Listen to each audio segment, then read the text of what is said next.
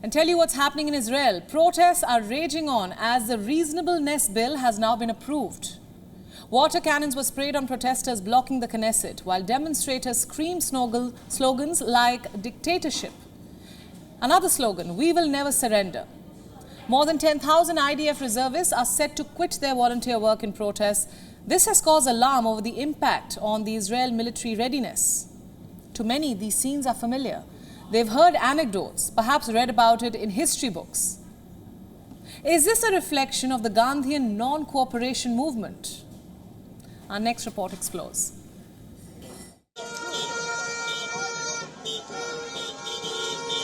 Police ruthlessly dragging away demonstrators. Protesters trying to protect each other. Authorities treating demonstrators like animals.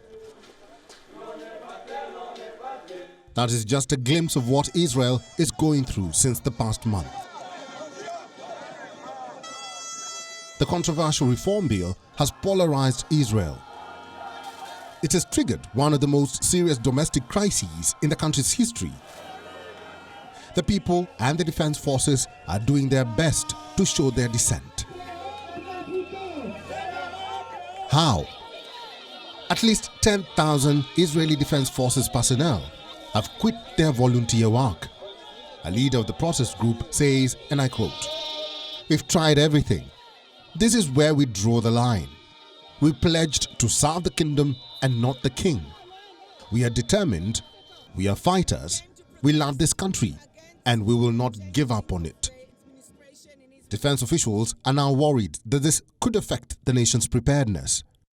Earlier, nearly 500 reservists in the Military Intelligence Directorate quit their volunteer duty. Is Israel witnessing the Gandhian Non-Cooperation movement?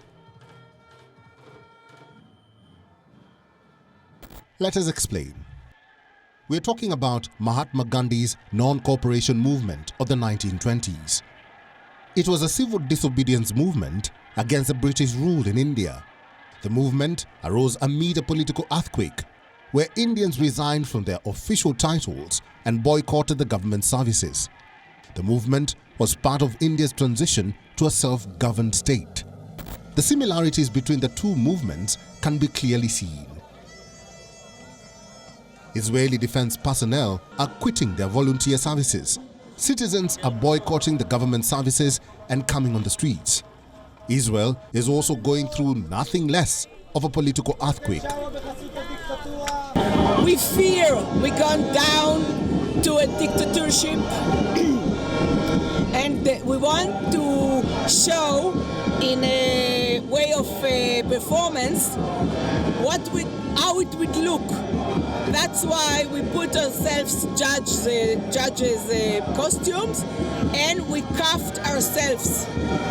And we also went with a robe around us that was led by Bibi. And that means to say that Bibi wants to take all the judges under his authority to get free of charge.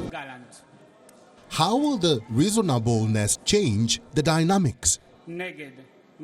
What do the people fear? Experts say that Israel's democratic structure is weak. The government holds a majority in the one-chamber Knesset, and the president's office is largely ceremonial. Once the controversial bill is passed, decisions by the state will not be measured by constitutionality. They will be measured by reasonableness. The government will decide whether the decision is reasonable or not. The bill will steal the Supreme Court's power to overturn the government's decision. Critics say the bill will push Israel towards becoming an autocracy. We are here today fighting for our democracy in a non-violent way. We are protecting our country from dictatorship. We will not give up until we are victorious. We live in a democracy. We think that democracy is very important. We believe in the separation of power. And my kids have an opportunity to take part in history and to save the Israeli democracy. It's not only the citizens who are voicing their disagreement. Former heads of security, chief justices, legal and business figures are also standing in solidarity. Question is, will Israeli citizens follow the Gandhian way to victory?